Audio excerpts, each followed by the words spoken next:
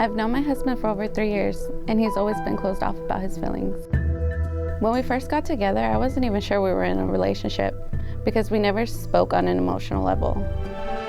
He hardly speaks about his family or his childhood, and I know he's hurting. He has this wall up, and it's hard to break through. I could see he's carrying this weight around, but he won't talk about it with me. I've only seen him cry 3 times in our relationship, but I know he's silently hurting. This is affecting our relationship, and I don't want our son to follow in his footsteps. You're already crying. What's happening? I want a deeper connection with him.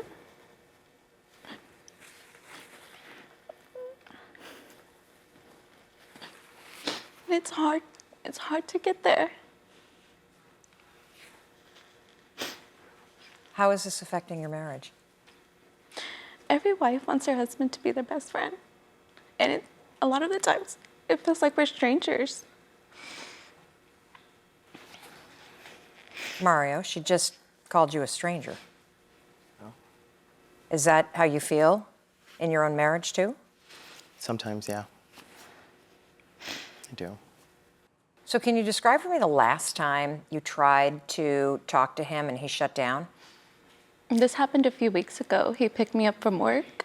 We're on our way home, and I could already tell there was something wrong. How could you tell? He was quiet. He's not usually a quiet person. Seems like he's always quiet, though. I mean, I'm kind of picking up on a vibe here you're putting down. But more quiet than normal. Yeah, more quiet than normal. And his face, straight face, no emotion, none whatsoever. And I kept asking him, what's wrong? Talk to me, please talk to me. There's nothing wrong. He went straight to his office, didn't even bother eating dinner with us. And I don't want my kids to grow up that way. How many days did he not talk to you? 2 to 3 days. You know, Mario, what's interesting is that you're talking about how you don't want to show vulnerability, right? And what a lot of us don't realize is that when you're emotionally vulnerable, you have more power in your relationships because you are deeply connected to the people with you because they feel closer to you. It creates trust. And the only thing that is going to break this cycle for you of putting up walls and shoving down emotions and icing out your wife, who, I mean, look at her. She is desperate for you to connect with her, is for you to break the cycle of staying silent and actually start to be vulnerable with her and talk about the things that scare you. And so let's start breaking that pattern right now. I want you to turn to your wife, and I want you to tell her something that you've never shared with her. I mean,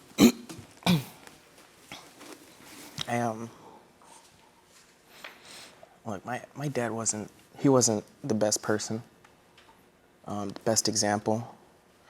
You know, he was mean, he was abusive, and whenever I get emotional or I feel that anger coming on, I don't want to show that to you. I don't want to be that kind of husband. I don't want to be that kind of father. So I mean, that's why I shut down. I just don't want to be like that. I don't want to be like him. I want to be better. I want to be a better man. I want to be a better husband, a better father.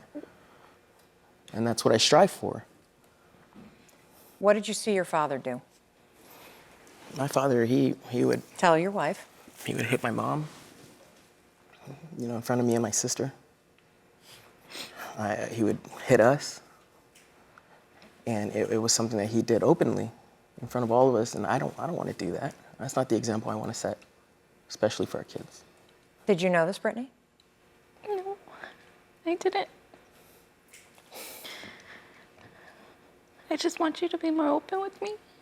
I know. I don't want our kids to be the way that you are. I'm sorry, but I don't. You're just blocking us out. And it's not fair for the kids. You say you don't want to be like your father, but it seems like you're following in his footsteps, not being emotionally available. So, Gisette, you said yes to the proposal. Yes. You started planning a wedding. And then 2 weeks later, you moved to Puerto Rico. Right. Why? My life kind of fell apart. Deshaun went off to a program for his construction where he would have to be away for a couple months, and it was just me and newborn baby and our son. Family stuff got in the way too, and I was working with them. I lost that job, and so for about a month I was just lost with a brand new baby, with my son. I didn't know what to do. I had thought about Puerto Rico a year before I got pregnant with her, and I just started praying about it, and everything started aligning to go to Puerto Rico, and I just made the decision to go. And when did he leave for job training? January, beginning of January. And I lost my job 2 days after. You know, it's interesting to watch the body language here, because your shoulders are completely turned away from him. And I see Deshaun rubbing his hands. What did she tell you was going on? I had seen her on Sunday, and she said, well, I've been thinking about this for a while, and I'm gonna just be gone for a while. I asked her where she was going. I didn't know where she was going until maybe a month after she got there. Wait, you didn't tell him where you were going? I didn't tell anyone. Why? I just left. I just kept it to myself. I just felt like if I kept it to myself and left, then I could kind of focus instead of people saying, that's not a good idea, you shouldn't go there, or you should do this, because I kind of have been living my life where people are telling me what I should do or telling me where I should go. And I knew he would probably freak out if he knew, and I had already had it under control. So Did he freak out when you told him that he was leaving, that you were leaving? I wouldn't say freaked out, I was shocked. Yeah. How did you react? When it was, Because I'm shocked sitting here, because I'm trying to put the timeline together and think, okay, wait, how do you leave the man who you just got engaged to, who's off training so he can better himself and take care of this family, and you got 2 babies, you got a toddler and you got a newborn, and you pick up and leave and don't tell anybody? Yeah. Do you even want to marry Deshaun? I love him, yes. I didn't ask that question. No, yeah, I really do. There's a lot of I really reasons do. why women get cold feet. For sure. I mean, maybe you fear commitment. Maybe deep down you don't think he's the one. Or maybe when things get real, you run. And the thing that also surprises me is that you didn't know where your fiance and your baby was for a month. Yeah. What was that like? It was horrible. Can you turn and look at him so he can talk to you? It was horrible and saddening when you up and left. And I can understand why you left, but we could have tried to work something out around the time that you left. Because, I mean, literally the next day that you told me that you were leaving, I was getting a job. And we could have figured something out, a plan, everything. We could have talked about it a little bit more before you decided it yourself. That's just how I feel. Yeah. I honestly feel like we couldn't. Tell him. I honestly feel like we couldn't, because I didn't have anything at that point. You know what was going on, you know, the situation.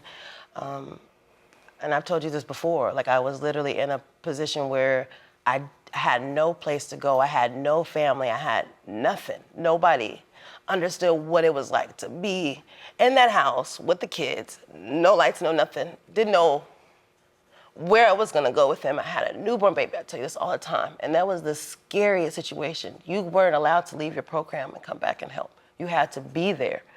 And you weren't allowed to leave or anything. And I had nothing. And where was I supposed to go? What was I supposed to do?